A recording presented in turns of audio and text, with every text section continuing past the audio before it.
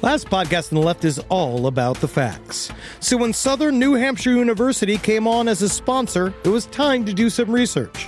Turns out they offer more than 200 online degree programs, and get this, criminal justice and psychology are some of the most popular. Classes have no set meeting times, and tuition rates are some of the lowest in the U.S. Want to learn even more about SNHU? Visit snhu.edu/last. Insurance isn't one size fits all. That's why drivers have trusted Progressive's Name Your Price tool for years. Just tell Progressive what you want to pay, and they'll show you coverage options that fit your budget. Visit Progressive.com to find a car insurance rate that works for you. Progressive Casualty Insurance Company and Affiliates. Price and coverage match limited by state law. Hey, what's up, everyone? How you doing? Ben Kissel here, hanging out with Henry. Thank you. I'm doing my Bigfoot cry for JW. Very good. Thank you all so much for giving to our Patreon. Without you, we're absolutely nothing. Today's guest, he is the author of many books, but the most recent book is The United States of Cryptids. JW Ocker is with us. JW, thank you so much for being on the show. Oh, thank you for having me on. I am jazzed about this. This is great. I just actually find it kind of interesting that we can even capture you. Mm-hmm. Hey, we can see you on elusive usually. Yes. Well, would you say that? All right. Honestly, though, are you a primate? I'm just going to get here. Are you a primate? Or are you interdimensional? Primate. Definitely primate. Excellent. Interesting indeed. We often talk about how Casey Anthony is a 10 when it comes to murderers, but in real life, she's about a 6. You know. But when it comes to cryptid zoologists or cryptologists, cryptozoologists, fantastic. He's learning. You're about an 11. You're a very attractive handsome. man. Very handsome. You can actually, it seems as if you're clean. And I know there's a lot of times. I didn't know this kind of podcast. Yes. Within the cryptid contingency, there's some What do you people, got underneath the Zoom? I can't see below the belt. Yeah. There's some people who resemble the skunk ape or maybe the Mothman in more than one way, specifically when it comes to odor. But you're very well kept. Well, I cheat, though. So those people actually do the real work of looking out in the forest and the swamps and the fields to find these things. I just go to the local tavern and see what cryptid-themed beers they have behind the bar. That's so incredible. I'm not that good of a cryptozoologist. That's called the power of being the executive. That's what it is. You're leading them. Can I ask just straight up? We'll do one of the it's a hacky question, but like, what brought you to here? Like, what got you to the point where you're a professional cryptozoologist? Well, that's the thing. So I'm not a professional cryptozoologist. I'm a professional faker. I guess. Yep. Great.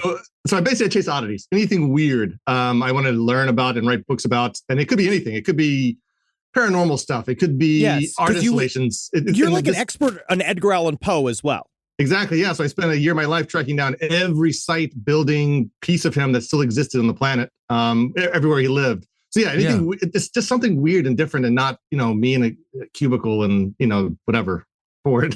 Was it just about that? Was it just about like trying to not be a cubicle warrior, or was it something deeper? Cubicle warrior. Yep, that sounds cool actually. Sure. I mean, a lot of guys become cubicle warriors, but it's bad. You know what I mean? It really is. Oh yeah. No, for me it's mostly depression and boredom. Yeah, a lot of that. And one day just left my apartment, which I actually lived. I'm from Maryland. I was living in a small little town, the next town over from the Blair Witch town, actually. Oh, wow. And I just realized I was like in a bad spot. So I just left my apartment one day and started driving to weird stuff and writing about weird stuff. And then suddenly, over the course of years, it turned into a thing. So that's I'm awesome. not complaining. Yeah. Were you able to dabble in opium when you were experiencing everything that Edgar Allan Poe experienced? Did you dabble in what he was dabbling in? I did not. I did not try to become an opiate addict, although it's one of my many failings, though, honestly. Yeah, honestly, you got to get in the headspace. You really do. So let's talk cryptids. Now, you wrote this book. Now, this is this book is a little bit of an encyclopedia of sorts, right? Like you do definitely, you have chapter heads, but as you go through the world of cryptids, I guess that's what it is. In last podcast and left, we've been covering various level of cryptids for years. Mm-hmm. And I think the big question that always seems to come to mind is, how materially real do you believe something is? And especially in terms of, I suppose it could vary as well between what cryptid is, the Loch Ness versus Sasquatch. That's or kind of New my Jersey idea. Devil. In your spectrum of cryptids, what feels quote unquote materially real, and what is more in the realm of what we joked about up top, maybe something interdimensional, or is there something to like folklore coming to life? Yeah, which cryptid could you actually have sex with? Save that for the end if you would. If you would so that he can get. That's right. We need some anticipation on that one. So yeah, well, the thing is, I'll give you some obvious answers. Sorry about that, but the obvious answers is anything underwater that you can't see all the time, right? Yes. The truth is, cryptids happen all the time, right?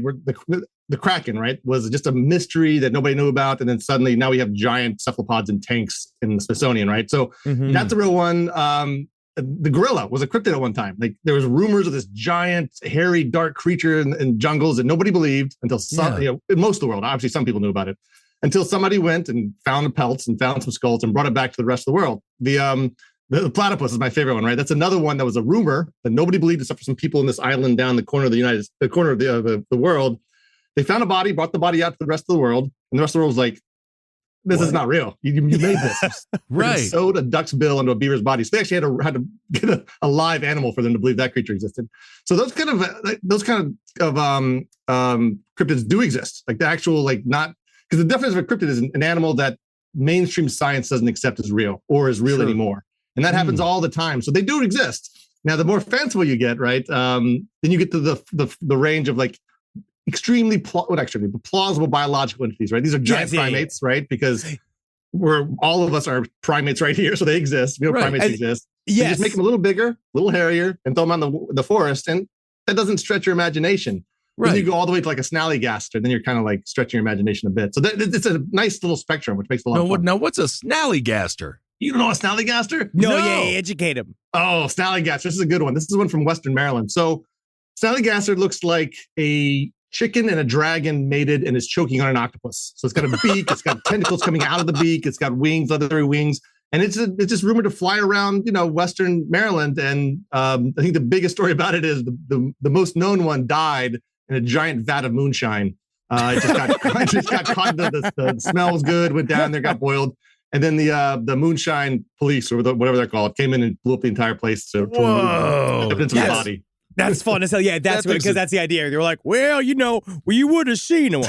You would have seen one if it wasn't for that explosion. I can't believe what happened. Yeah. Moonshine's a great preservative. We'd have had a body and everything. What a way to go for the snallygaster. I remember they have those things. You ever see those at bars where they have the toe in the thing of liquor, and then you have to take the shot and you have to let the toe hit your lips? Yes, that style. But this actually maybe brings me to so you write articles for Atlas Obscura, which I do love. And there was one recently that you wrote, I feel like that fits perfectly into this idea of could be materially real because they thought it was one thing, but then it became a cryptid. The Shunka-Warakan, right? The Rocky Mountain hyena. So the Shunka-Warakan is interesting because it's based on a real event. Actually, all cryptids, this is the beauty of cryptids. Even if you don't believe in a snallygaster or Pukwudgie or some of the more random ones. Yeah. The event happened. Whatever they saw kicked off a giant mania that lasted sometimes a summer, sometimes a year, sometimes years. And the newspapers followed them. Local newspapers followed the story the entire time. So something happened. It's documented, its history. Even if you don't believe the source of the history, it's a real thing. So we just saw this happen with the new wave of the Mothman sightings in Chicago and outside of that area. Yeah. Exactly. And that's in the newspapers now. Somebody saw something, whatever it was, saw it, and now somewhat of a hysteria happened. Not the old kind of hysteria in the 50s and 70s and 60s where you jump in. I call it hunting parties and parties, where either you jump together and go chase it, or you just party, think of a party around it. Yeah, exactly. Shotguns and moonshine in the back of the car. So the Shunka-Warakan is a great example. It was a real creature that a farmer had a problem with, ended up shooting it, and didn't really fit any creatures he'd seen. It was vaguely canine, maybe hyena, kind of doggish. It was one of those really vague canine creatures. Yeah. Yes. And then the story got passed out. It got connected to Native American lore, as they always do. They always get connected to Native American lore. And then eventually there's a body. They had a body somewhere in a museum, I think somewhere in Montana these days. Well, so if you look at here, I got the picture I could show Kissel, right? So they have it because they ended up calling it the ring docus, right? It's another word for it. Yeah, it has 7 different names, I think. Diascutus is another one. It's got a lot of names. But it was in a museum for a hot minute, right? And they said, I guess they got rid of it. And there was this one picture of it. And so you look at it, and because we cover on we talk about the chupacabra kind of often, but most of the time when we talk about chupacabra, we're talking about a dog with mange. Sad ass dog. Yeah, the dog's all fucked up. And it does just kind of look like, I'm not a scientist, but I look at it. No. And the first time I look at it, the first thing I say, that's a jacked up wolf. He's jacked up. That's all I got. No, that's the other thing. If we do have a body, it's usually taxidermied, and often taxidermied not very well, because you can definitely make any animal pelt look like a mutated creature and with whatever, just but not just Norman by Bates being, level of skill, just being bad at it. Right, exactly. You can create whole realms of mystery. Do you think that, like, that's why, like, this is my question, because I love cryptids, and like you must be past it, because like on one level, do you make judgment calls about whether things are real, or you just like, I just collect stories? No, I don't usually make well, I'm a skeptic at heart, a sad skeptic. I'm a sad skeptic at heart. Like, I'm really sad that I've never had a ghost experience, even though I spent a big period of my life in abandoned asylums and abandoned prisons and graveyards and ghosts. I feel like I'm like my sixth sense blind or something like that. So I'm really sad about it. I've been told that I'm too horny for the phenomena. Yeah, he's too horny for aliens, ghosts. I want to see it, and I can never. Same thing. I can never see it. I saw an orb. He says he saw an orb, but we've seen the picture, and that's up for debate. It was square. No, it wasn't. I saw, besides the picture I took, I saw a ghost train. I saw an orb. I'll describe it to you. I was driving outside of, it was in Atlanta, and there was a train. It was literal train tracks. And I saw a thing that looked like a wobbling beach ball that went up and down in sort of a weird, like, hovering pattern down the railroad track. And when I brought it up in the show, I had several people being like, that's called a ghost train. It's a ghost train. So as we just heard, it makes people sound insane, right? When they talk about cryptids or orbs. How do you maintain sanity in this world of madness? Because the two reasons. I'll get a little sentimental at first, then I'll get back to like what we should be. But one is that when somebody tells me they believe in Bigfoot, I don't hear like, tinfoil hat. What I hear is somebody saying, I want cooler stuff in the world. I want the world to not be like kind of ripped apart of all its wonder. Like I want more mysteries to be uncovered. I don't everything's zoned for a McDonald's franchise. I want more stuff out there. So to me, like the pursuit of cryptids is like wonder, which is one of the most amazing parts of being a human. So I feel like kinship with them. Like I also don't want there to be every single animal already cataloged. I don't want that to happen ever in my lifetime, right? So there's that part. Then the other part about it is whether the stories are true or not, the outcomes are real. Like, for instance, a big part of the book is, like you guys said, this is basically, in some ways, my book is a cryptid encyclopedia, a cryptid encyclopedia comes out every year, right? Every year somebody makes one. The difference with mine was I only do it if I could travel and see things. There are entire towns, entire groups of people that celebrate their cryptids so hard that they have statues dedicated to them and festivals every year and plaques, and just it's a real phenomenon. So right now in Indiana, Churubusco, Indiana, every year they celebrate this giant turtle that was supposedly found in a pond outside of town in the late 1950s. So for the past 40, 60 years, they've been celebrating a gigantic turtle. And you can go there any time of year to Churubusco, and there's like turtles everywhere because of this. So that is real. That celebration is real. The turtle statues outside the dentist's office is real. And it kind of makes it real. It kind of like makes it real. There's something about, because we talk about in tulpas, that comes up, like in some way it's almost like you are creating a living thought form that is real, and then it's also it's much needed tourism for a lot of these places. It helps people come and show up, and that's why I got no problems with it. We talk about the Boggy Creek Monster. That was like another kind of an example that it's like they have a Bigfoot economy. Yeah. I went down to the Folk Monster Mart as part of this, and it was just fantastic. I'm glad that thing exists. Rise from your grave. This podcast is brought to you by Squarespace. Squarespace is an all-in-one website platform that helps you stand out online. Yes, that's right. You don't have to smash your face with a hammer. You can just start a business. It's got everything you need on Squarespace, from securing your domain to building a professional site and showcasing your work all in one place. Let's say you want to show everybody how you can carve your ribs out of your lower abdomen so that you look more like a Ken doll. That's amazing. You can bring your vision to life with AI-powered design or curated templates, plus flexible editing tools that helps you create something that truly reflects your style, especially if you are somebody that is trying to corrupt the young men of America. That's what Squarespace is really going to help you. Squarespace makes it easy. It makes it easy for you to put all that together, and you just go to Squarespace and do it all. Thanks, Braden. Head to squarespace.com/left for a free trial. And when you're ready to launch, use offer code LEFT to save 10% off your first purchase of a website or domain.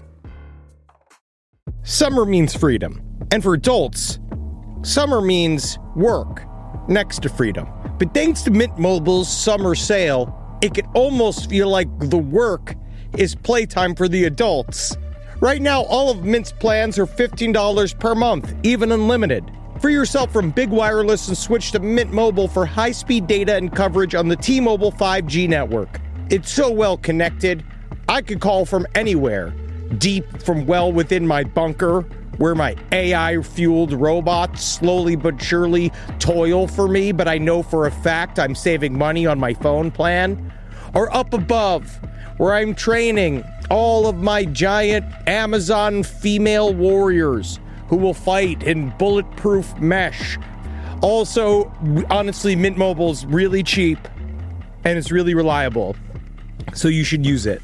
To get your new wireless plan for just $15 a month, go to mintmobile.com/LPOTL. That's mintmobile.com/LPOTL. Cut your wireless bill to $15 a month at mintmobile.com/LPOTL.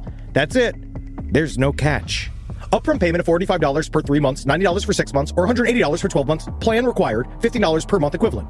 Taxes and fees extra. Initial plan term only. Greater than 50 gigabytes may slow when network is busy. Includes up to 20 gigabyte hotspot. Capable device required. Availability, speed, and coverage varies. See mintmobile.com. In the United States of America, there's a break-in every 26 seconds.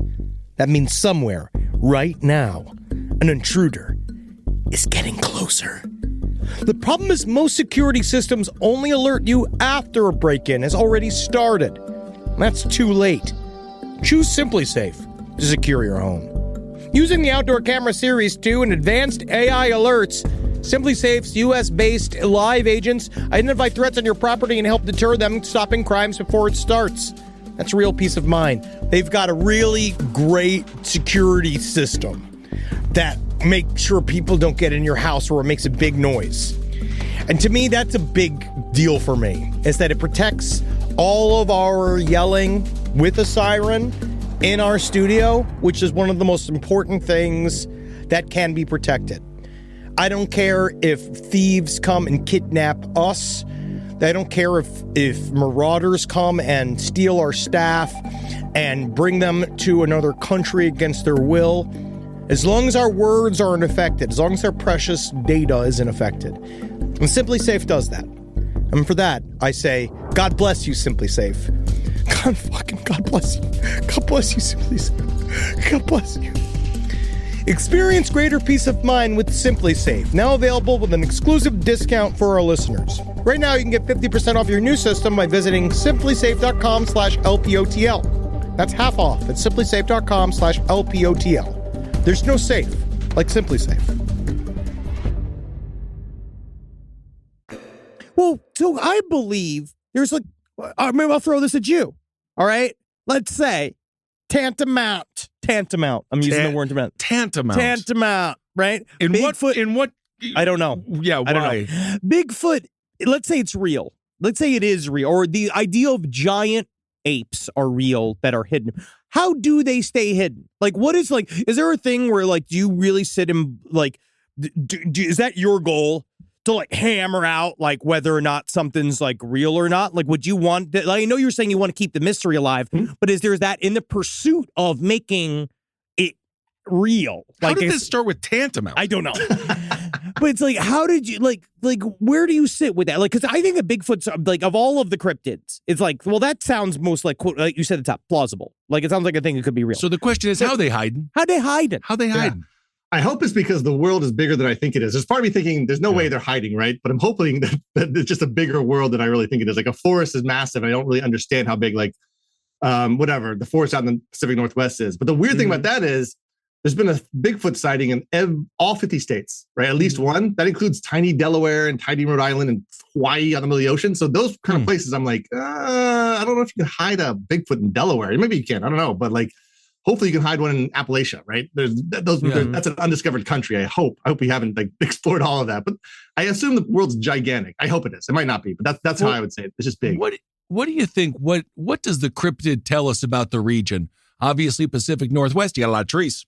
That's good. That's good for your that's good for your Bigfoot. Definitely Bigfoot country. And then maybe you got a lot of lakes. You got lake creatures. What does it tell you about the region and how do cryptids relate to it? Yeah, it's where you can hide them, right? Because like you said, how do you hide these cryptids? So generally most cryptids started, the golden age of cryptids is the 1950s to 1970s. That's when most everything was seen, right? Mm-hmm. And then where they were usually seen was rural towns, with some exception, but mostly it was rural towns. Almost every single story of a cryptid, no matter what it is, starts with some teenagers in the back of a car, on a back road, out at night, outside of town. Every single one starts that way. Mm-hmm. And the reason is you need a few things. You need some kind of natural landscape for the thing to hide in, right? So rural towns have that. They have forests, they have mountains, they have fields, they have places to hide it. And then you need the boredom to make it a story, right? And rural towns have that as well. But right now, right, today I found out there's a cryptid running around my town. I'm in Nashville, New Hampshire, which is about 40 miles north of Boston. Oh. If I heard there's a cryptid running around my town, I might get off my phone and go find it or jump in my car, or I might. Yeah. But I probably won't. I'll probably just follow it on Twitter and see what happens, But back then, you'd all get in your cars, it'd be a party. The town center would be filled with people talking about it, and the local newspapers writing about it. So it's like real life. It's like real life Pokemon Go. No, it's exactly what it is. Exactly, and that's actually why I think we have so many different kinds of creatures. It's not just Bigfoot. There's in the book I found more than 70, and most of them are very different because we want to collect them all, right? We don't want it just to be the United States of Bigfoot. We want Shukarwakan and snallygasters and puckwudgies and every kind of creature we can find. How do you think we get, I guess that's where it is in my mind. I'm trying to kind of, I think about cryptids and how they are so different. And I wonder, where does that come from? I guess is it really just a response to the natural environment? Is it something that people have inside that they project out? Because I do believe that the phenomena on some level is quote unquote real. But I think that it has something to do with kind of some interdimensionality, which is if you listen to John Keel, we kind of participate in it, right? We help bring it out. How do we get such variety in cryptid? And then what do we do about the really crazy ones? You said about the snallywag, that's a crazy one. But is that because they do see something like that? Can something exist like that for a moment in time and then not exist ever again? Or is it a bunch of people just just trying to create some of that cryptid flow? No, that's tantamount. I would say it's mostly Hollywood. That's who decides on the creatures. Now, there actually is a lot of theories of different kinds of creatures that came out that looked remarkably like a movie creature that came out a year before. Chupacabra is actually that one, not the dog version, but the Puerto Rican chupacabra. Yeah, Puerto Rican version one. The Wolf Woman of Alabama came out right when the commercials for Mephisto Waltz came out, which is this trippy 70s movie. And one scene in the trailer had this dog with a human head on it walking around. Cool. But I think the variety just comes from, that's a good question. I've never been asked that question. Why do we have the variety of creatures we do have? That has to be so obviously we have some very similar carryover, right? Hairy primates, lake monsters almost always boil down to plesiosaurs. And I think it comes from fantasy. I don't know. It's a good question. I want to say the evolution is fantasy until you find something in science to hang it on, right? So, because they don't know, because when someone's in a rural town, because those before the internet connected everybody, I think it's interesting is that it's not like they were looking for a gap. We haven't had a big turtle one yet. All right, let's make it up. It seems that they do kind of spontaneously come up with all of these different forms. Yeah, it could be. And I know there's a subsection of cryptids called lumberjack tales, right? And these creatures came out of tales that lumberjackers would go into the forest in the 19th century, right? Dark forest, middle of nowhere, no electricity, no internet, nothing, right? They're just out there. They'd hear sounds, things would happen, and they would spend their time around the campfire making up personalities and creatures for what would make that sound or what would do this thing. And you get stuff like hodags out of that. And you get, you get stuff like Wampus cats out of that. Yeah. And hodags, Rhinelander, Wisconsin celebrates the hodag like it's a military veteran. They have statues of it and they have Christmas merchandise and they have festivals every year. So sometimes it's that. Sometimes it's just human imagination. And sometimes it's the ability, the human mind to make patterns. So if you see something rustle in the bushes, what does it look like? The infield horror looks like a beat up kangaroo. That came from one person's description of it, right? So the human mind is great at creating variety, I think. Yeah, and of course, around the lumberjacker, it's a great day to be a tree, if you know what I'm talking about. When it comes to... Why don't do this to the man. Don't do this. This man's worked so hard on his book. I have a serious question. We're killing all of our animals. We're killing all the bugs. The human race is destroying a lot of shit. Do you feel like because we have destruction of so much wildlife that cryptids are almost filling a void? Where it's no, we're not destroying everything. There's still these cryptids out there that they exist because I was just reading an article, 75% of all the shit that was in like 1800s is dead. That's why the cryptids are our apology to the planet. I think it is. I think that they are, because they're like, yeah, we've killed so much stuff, but we're making up new ones with our brain. We got new ones with our minds. Yeah. I like it. We're all going virtual reality, right? We're all metaverse. So like all of our creatures should be metaverse too. Oh my goodness. But I do sort of believe that that's kind of there. That is a kind of explanation for some of this stuff. Like we talked about the Sandown clown. There's a couple of these like super weird shit, right? Like when it's super weird and you have like several people say like the Flatwoods Monster, you know, like something like that, where you're like, what in the living fuck did these people see? Because it's like they're all freaked out and weird. And yeah, they can make it up. But it's also like, I also sort of believe in the idea of screen memories. I know that's true. Like people say they experience something because it's to cover up something traumatic. So they project something else onto it. But it's so crazy just like how easy it is for people to project stuff onto like their reality and have it show up. Yeah. Yeah, that's a good example too, because the skeptics always, I think Joe Nickel mostly, the skeptics call the Flatwood Monster a owl in a tree, right? Whatever. To go from an owl in a tree to a red domed alien in a skirt, robot alien in a skirt, that's a big jump. So either like there's a totally wrong explanation, or the human mind, like you said, can build whatever it needs to out of the materials at hand. I wonder. But yeah, some are super weird though, for sure. You did write a book. You wrote a book called The 12 Nights at Rotterhouse, where you stayed in a place, right? Like you just decided to be like, hey, I'm gonna see a ghost, right? Is that was that the idea? Where that was a novel, actually. So I'm also a novelist, but in that case, it started out as a nonfiction project where I was like, you know what? Yes. I'm gonna stay 12 nights, or it was actually 13 nights inside of a haunted place and just document my experiences. I'm a nonfiction writer mostly. I'm gonna do this. And I sat down and found a place I wanted to do it and started planning it. And then I realized this is going to be the most boring book that anybody's ever written in their entire life. It'd be me just walking around dark hallways, like just jumping at sounds. So then I just turned it into a novel and made it more. But have you tried the investigation? Like, so when you were there, though, like I'm saying the same thing, like kind of like it's weird how you'd think that you're an expert on all this phenomena. Your brain would provide something for you. Yeah. I mean, like, give it to me. I don't know. I think I just broke into the belief factor, and not just with like paranormal, with like belief in like the goodness of humans and like whatever positive. But I don't believe in anything really. So like I'm like a universal cynic. But yeah, I feel like I should have even one story that I could exaggerate into like this amazing paranormal experience, and I don't even have that level of imagination. Yeah, Henry's requesting you to lie is what that request is. I'm hoping, which is just fine. But don't you think it's show business? Show business. That's right. You and every producer making a reality show, right? Well, what if it was real, JW? You know what I mean? No, listen. How would you react? This is being recorded, by the way. Lie. What if we did? So the thing is, we do live in a world of mystery. And these animals, like you were just discussing, are freaking trippy, dude. I watch a lot of my Instagram. I watch a lot of bug footage and animal footage.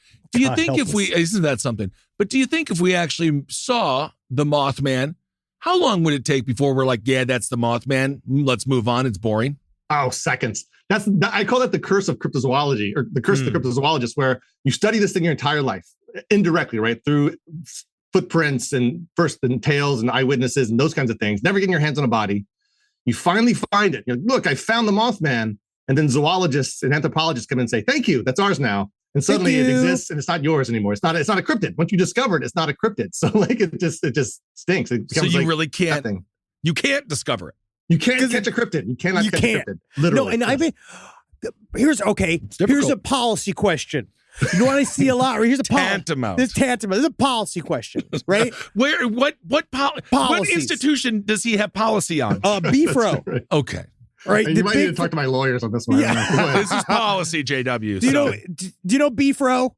Like all those groups, like it's like it's a Bigfoot hunting organization. Oh, BF. So I never spoken it. So BFRO. That's fine.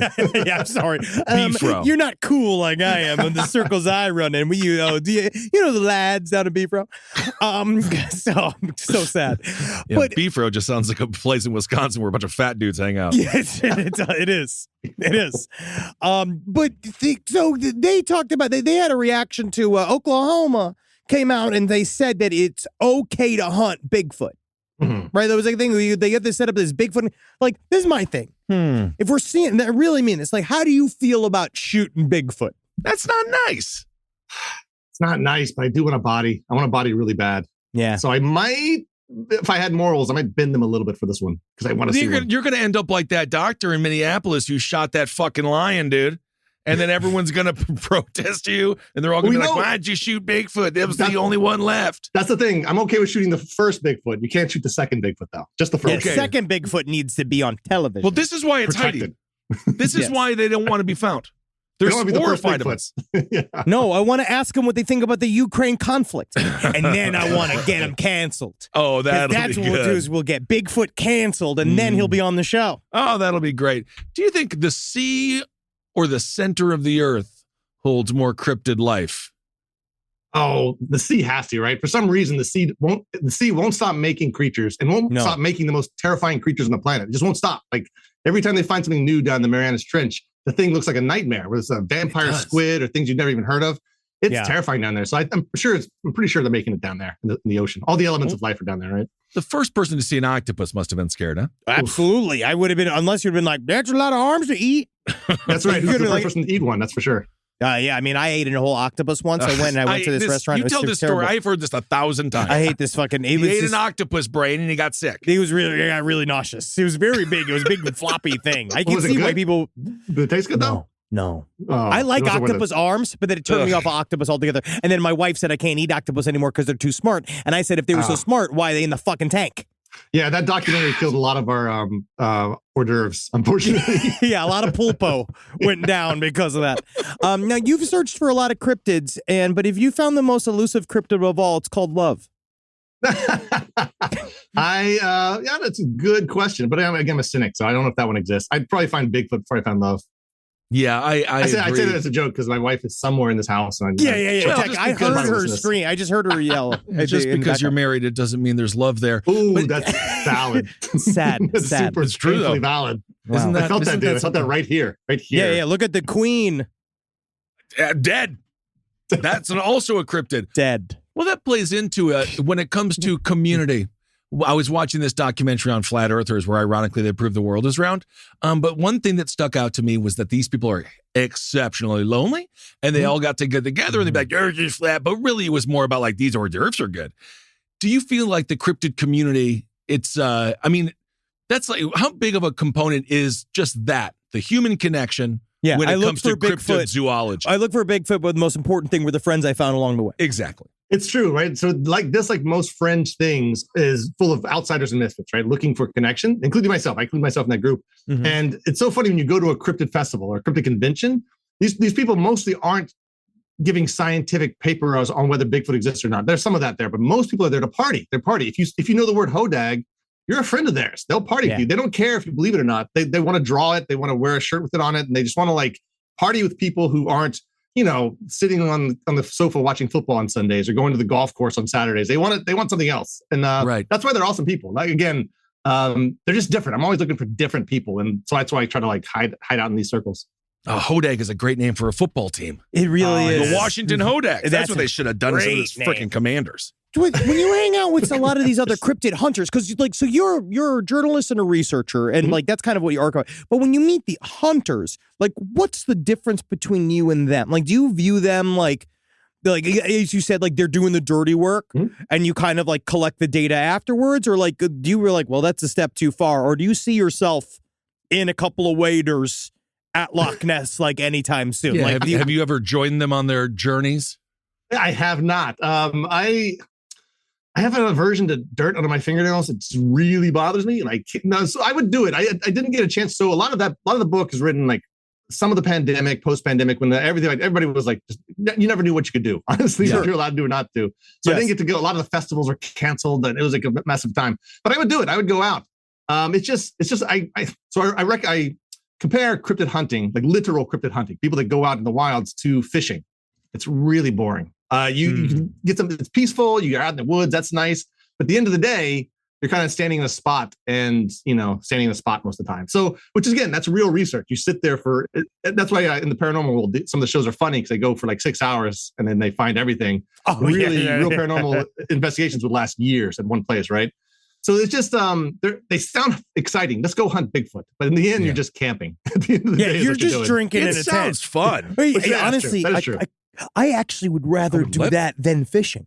Yeah, absolutely. Because I will sit. Because I will sit and watch him go past. I mean, like, it's just some guy going, yeah, we saw him up there. 1979, we saw him right over that ridge. And it's like, I'll listen to him talk. I won't ask him about COVID. But like, I'll ask, but the rest of it's up for games. You know what I mean? We'll talk about everything. I think cryptid wise, it'll be really safe. Well, you don't want, you're adverse to the truth. What do you think is the most likely to be real? UFOs, UFOs are aliens, UFOs, or ghosts or cryptids? I'm going to go with aliens. I'm going to go with aliens. Well, have you ever done any of the research about them all being connected? Like aliens and UFOs and cryptids being sort of together, like in the same basket. Yeah, that's the what do they call that? Ultra-terrestrials. Yes. Yeah. Oh, look at that. We arrived at the same time. That's great. Yep. Yeah. What that is so Occam's razor is something like if you kind of rule out everything that doesn't make sense until all you have left is the only thing that makes sense. What a lot of people in these fringe communities do, they go the opposite way. If something makes sense, something doesn't make sense, they start adding stuff to it. So once you can't find Bigfoot, it's because he's a ghost or because he's an interdimensional being.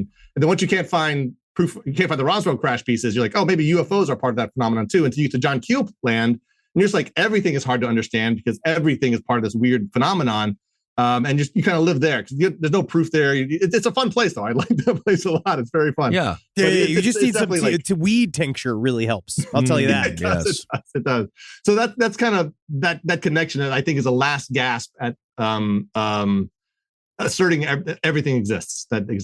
Well, so because they want an empirical version of the story. Like they want it to be like solved, which I think is very difficult because I think what you're saying is true, is that the problem is that if you do solve, you've just solved yourself out of a job. Yeah, it just sucks. Yeah, because that one's gone. Like what else are you going to do? You can't go on. You're no longer allowed on Ancient Aliens. It has been founded. You now have to go on the news. And they're asking you a bunch of other programming. That's a tragedy. Oh, yeah. Yeah, you get to miss all of that. You don't get to let Giorgio Tsoukalos sleep on your couch. Oh, I love that, man. Great hair, great bedhead. Have you heard those stories? Yeah, he totally. sleeps. That's a good point, though. Success in those industries means not to usually get promotion when you're successful in your field, but like you get demoted right away. For that. How much do you think that's true with the ancient alien theory? How it's sort of like replaced religion for some people? Do you feel like cryptids kind of fill that void also? I don't know, we're in a strange religion kind of kickback now too. I don't know this next generation is bizarre. Losing religion for some reason, we have a giant, and I'm not religious, well, I used to be, but I'm not religious but anymore, but like it's a giant void in people's souls. You have to fill it with something, and if that's aliens, if that's hairy hominids, if it's something beyond the norm, we need it, Yeah. And isn't Jesus a cryptid in his own right? I believe that he was, if he was around, he was a cryptid. Could be. He's right here in my heart, guys. Yes, he is. He lives right there. He's knocking on your door. Rise from your grave. Last Podcast on the Left is excited to collaborate with Audible. Audible has a massive range of ad-free crime fiction, nonfiction, and true crime podcasts. There's so many things you could do while you're listening to an audiobook. You can clean up your own personal crime scene. And that's easy to do, and you can learn it all from books. Some people also listen to audiobooks to go to sleep. But you could check out podcasts like This American Life, titles from true crime greats like Michael Connelly and Agatha Christie, and Audible originals like Dr. Death, The Cowboy. You can find whatever you're looking for on Audible. Plus, you can multitask while you do it. Find your next mystery on Audible. Audible. Stories that speak to you. New members can start listening with a 30-day free trial at audible.com/left. This is a paid ad by BetterHelp. It's so important to remember with the busyness of the holidays, every holiday, Arbor Day, that day about the planet, President's Day. There's so many things to adapt to in this life, and it doesn't follow a perfect plan. God, ruins the whole weekend. But therapy with BetterHelp, the world's largest online therapy platform, it can be a space to pause, reevaluate, and adjust to any unexpected changes. With over 30,000 therapists worldwide, BetterHelp is one of the leading online therapy platforms, having served millions of people globally. BetterHelp makes it easier to fit therapy into your routine. You're in good hands, too. BetterHelp therapists have at least 3 years and 1,000 hours of hands-on experience, and hold all required education, training, and certifications. It's easy to do, and the help is better over there. You don't have to navigate life's changes alone. Sign up and get 10% off at betterhelp.com/lastpod. That's betterhelp.com/lastpod. Is there anything better than a summer evening outdoors? Enjoy your space to the fullest with new greenery from Fast Growing Trees. I love a big, thick bush. Fast Growing Trees is America's largest, most trusted online nursery, and they can send me a big, thick bush any time of the day. It arrives at work. It arrives at my car. I can pinpoint on a Google map where it is. Send me a big, thick, brown bush. And they send it immediately when they have it, because sometimes the shaver comes to town. I remember one time I ordered a cherrywood tree from Fast Growing Trees. And my God, I couldn't cut it down, no matter what my father told me to do. I had to lie to him about it. And next thing you know, I became the first president of the United States of America. And even you can become the first president of the United States of America with Fast Growing Trees. Right now, get up to half off select summer planning essentials, plus get an additional 20% off your first purchase with code LEFT at checkout. That's an additional 20% off at fastgrowingtrees.com with code LEFT at checkout. Offer is valid for a limited time only. Terms and conditions apply. So you also wrote a book about cursed objects. There's a question, right? Because we have friends that are I'm friends with like people that are attached Zach Bagans, right? And my friends the Newkirks also sort of gonna like they're great, right? Yeah. And they're kind of in the world now. They talk a lot about cursed objects. When you were working with cursed objects, like did you bring any into your home? Did you bring anything around, or like it's like how do you feel like about like because like the Newkirks are firmly against any sort of transportation or purchasing of cursed objects. Sure, it sounds scary to do. Fuck shit up. But did you have any? They also would make a competitor to them, so that's a problem as well. Nice, you buy too much of it. Yes. So what do you do with it? Yeah, well, like, how did you go about those processes? Did you just listen to people's stories, or did you handle any objects? So I did. So as part of it, there's a whole section of that book called The Business of Cursed Objects. The Newkirks are in there, and Zaffis Bagans is in there. I went to his amazing haunted museum, by the way, which I went in there not thinking I was going to like it at all, and coming out just completely disturbed and loving it. Oh, awesome. And then I bought one. So also the eBay trade. If you go on eBay and type in cursed object right now, there's going to be scores of things for sale, and they're going to be for sale at pretty high prices. So I went in there, and finally, it was funny. I went in there to like buy one, and didn't buy one right away. And I got retargeted ads all over my internet experience saying, like, eBay, we have cursed objects. Yeah, come get our cursed objects. Yeah. Yeah. So I ended up buying one. I bought one and brought it to my house. Didn't tell my family. What was it? Huh? What was it? It was, I have it here somewhere. Yeah, because I have a little haunted box. I had people brought me nails from Boleskine House. Like I have all that type of shit, but I kind of waved sage over it. We got a little cursed object here. Let's do a little pug. It's a little brass bulldog. And the person who sold it to me was so good. They were like, my father bought this from Asia somewhere, brought us all nothing but misfortune, harm, whatever. If you want this, be careful what you wish for, and really played it up, right? I bought it. I won the auction. I think it was the only bidding. And when she sent it to me, she sent me with like warnings all over the box saying, be careful what you wish for, be careful with this thing. And when I realized, and I got a little trepidations, honestly. Again, I'm a skeptic, but there's some scientific proof that cursed objects can work. But even then, I was like, what if I'm wrong? It doesn't matter what I believe if I'm wrong. So if I bring this cursed object to my house, and it's like, it could hurt my family. And I also took with us on vacation. But there's all this kind of stuff. She wrote stuff in the boxes, be careful what you wish for, here it is. And what I realized what I was doing was not buying a cursed object, but buying the experience of buying a cursed object, right? So usually cursed objects are, you go to Chinatown, you find that one shop with everything's piled around, you try to buy something and the owner says, I'm not selling you that. It's the beginning of Gremlins, basically. Yes. I won't sell you that. Nice. I know it has a price tag, but I'm not selling you that. It's not for sale. It's in the store, but it's not for sale. And then you finally convince them to let you have it, and you take it home, and then whatever, all hell breaks loose. And you can't get that anymore these days, right? The world's too connected. And it's difficult. Yeah, and just buy now at eBay is a very sad experience, very convenient, but very sad experience. So she did this entire thing with her emails to me and her box scrawls to make me think, or maybe it was a legit, sincere warning, but at the very least, it gave me the ambiance that I was bringing something forbidden into my it was a lot of fun. And then nothing bad happened that year, unfortunately. But I just sat there, right in there. I wrote the entire book, that thing, looking at me. Yeah, that's what makes a cursed object cursed? Is it like an experience that happened around it, or did someone cough on it all weird? Yeah, there's multiple ways. There's purposeful. So somebody with the power can imbue it with the ability to hurt people, right? That can just be somebody like a shaman, or it could be even a person just using their mental will to say, this is going to bring cursed. It could be like it was around the scene of a tragedy, so it kind of sucked up all that negative energy like a battery. Or, like Shirley Jackson's Hill House, right? It could have just been born bad, right? All the way down to its made in China sticker. It was just born bad.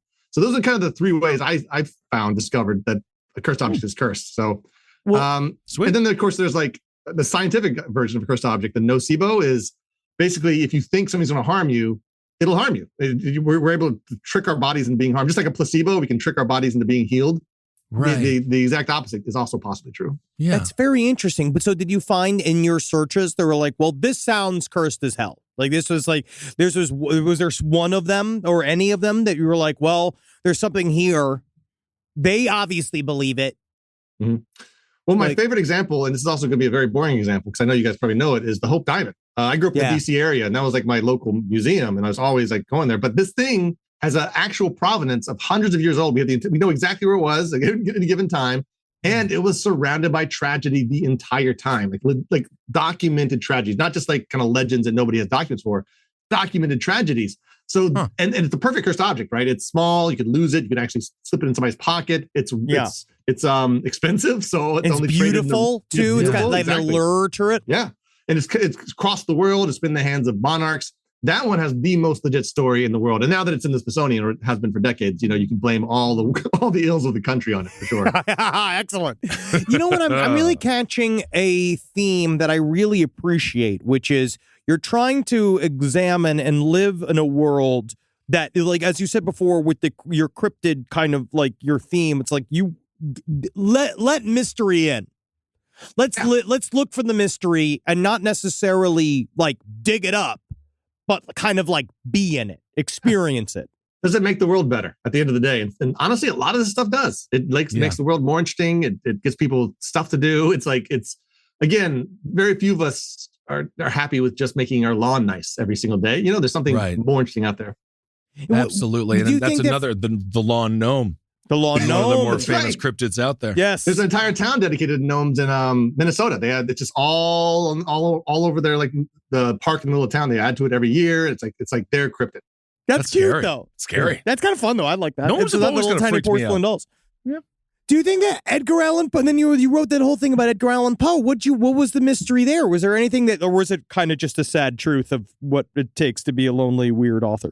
No, the mystery there for me was, how does a not random, but like a poor, busted poet become an international phenomenon even today, right? We have a football team named after it. We have shows about him every single second. There's a Christian Bale movie coming out here any second about Poe. Oh, no kidding. Everybody recognizes, Gillian Anderson's in it too. But every single person recognizes Poe. Why? He was a broke poet who wrote spooky stuff and also comedy. He wrote mostly comedy, honestly. Yeah. But there's no reason why he should be as famous as he is. And for some reason he is. There's something about him. He's more famous than most things. And like, I don't know. He's been on The Simpsons. He's been everywhere. Oh, yeah. And that was the big mystery for me. How does this guy go from random 19th century broke poet who was unknown in his day mostly to one of the most biggest phenomenon in culture, continually big phenomenon in culture? He's probably kind of upset that like he was treated like dog shit in real life, and then he died, and everyone's like, "We love this guy. We liked him." Well, because he was a supreme weirdo, right? And then he did die a mysterious death. Yes. That always kind of helps. And then he looks the part. I think there's something too, especially in we really like somebody who fits the idea of what it is that they do. Like we like that. I think what Stephen King does, like he helps, like he made a big scary house, and he lives up in it. There's something to it. Like, he's walking the walk, and we love that. Well, not anymore. I did follow Stephen King on Twitter, and he said about the World Cup in Qatar. He said, if you need alcohol to enjoy a game, you have a problem. And I said, you're Stephen King. You're a drug addict. You're an alcoholic. Please tell me. Do you feel that you're mystery now? Do you think that, like, how has mystery affected your life? Like, is it one thing that now, like, you as a person, like, do you, like, I don't know, like, do you feel like it makes you, like, experiencing all of these things? Well, it sounds like you're a good guy to hang out at the bar with. That's for sure. Oh yeah, until I get too much drink, for sure. But yeah, no, I love it. It makes me go places. Like, that's a big part of all my books, even though they're research topics. They're all also travel logs at the end of the day. So if I'm writing a book about Edgar Allan Poe, I'm in every state he's been to. I'm in London visiting his stuff. Cryptids, I'm going across the country looking at towns. My book about Salem, Mass. I lived in Salem for a month. Like, I go places. It literally adds to my life to go. Like, I make friends as a result of these book projects. So it's made my life better. And I assume it makes a lot of other people's lives better, or we wouldn't be obsessed with it. Well, it's So definitely cool. better to do cryptid zoology than storm the Capitol. I'm really proud. That's what I always say. That's I'm right. really proud. J.W. Ocker, thank you so much. And also, you didn't answer sex. Which cryptid? Oh man, hold on. Hold on. Man, This is your wife will let you get out of jail free with this one. Yeah, because you Oh, go, not it real. doesn't exist, honey. I'm gonna have to say, I'm gonna go back to I'll take the wolf woman immobile. I'll take a female werewolf. Yeah, because honestly, Female because it's got the werewolf. good parts, and you don't have to worry about the barbed penises. You don't got to worry about like a snapping weird like cloaca or anything. Yeah, That's The little nice. hair never bothered me. You know, it's fine. See, excellent. The United States of Cryptids, a tour of American myths and monsters. J.W. Ocker, check out this book. If it's just around the holiday season, is it not? Maybe it's a gift, perhaps. Maybe. Honestly, that would be buy nice. the A book. great idea. J.W., thank you so much for being on the show, man. You're wonderful. Thanks, man. I appreciate it. Everything. Yeah, this was fun for sure. Rise from your grave. All right, everyone, there it was, our conversation with J.W. Ocker. He was very funny. Again, handsome. lovely man. Very handsome for a cryptid attached Absolutely. person. He had a doesn't- wife. He's married. I mean, a lot of them have wives, Do but they? it's because it allows them to go have more free, liberal fun with their buddies when they're out on the trail, right? I They can go out there and be see. like, we ain't gay, we're just out here, we're just seeking warmth. Absolutely. We ain't trying to be like, I'm married to a full-blooded woman, very big woman. There's no rules when you're hunting cryptids. Nope. The United States of Cryptids, a tour of American myths and monsters. Check out that book, y'all. And if you're in the Los Angeles area, come and check out me and big old Hammy Hams, Ed Larson himself. We're going to be hosting a classy night out, pre-New Year's Eve celebration. It's December 30th at the Pack, 8 p.m. It's December 30th, 8 p.m. at the Pack. Tickets are still available on the website. It's all going to be cavalcade of a bunch of hooved us yelling at you, and just don't wear anything you're afraid to get wet. That's not true. That's not true. Honestly, I hate to be wet. Why would I do that to you? Ham. Thank you all so much for supporting us, J.W. Ocker. Thank you for being on the show. And we'll just be back with you a little bit later on. Thanks for supporting our Patreon. Thanks for your money. We'll talk to you soon. Hail yourselves. Let me in your home. Congratulations, everybody. I'm cold. This show is made possible by listeners like you. Thanks to our ad sponsors, you can support our shows by supporting them. For more shows like the one you just listened to, go to lastpodcastnetwork.com.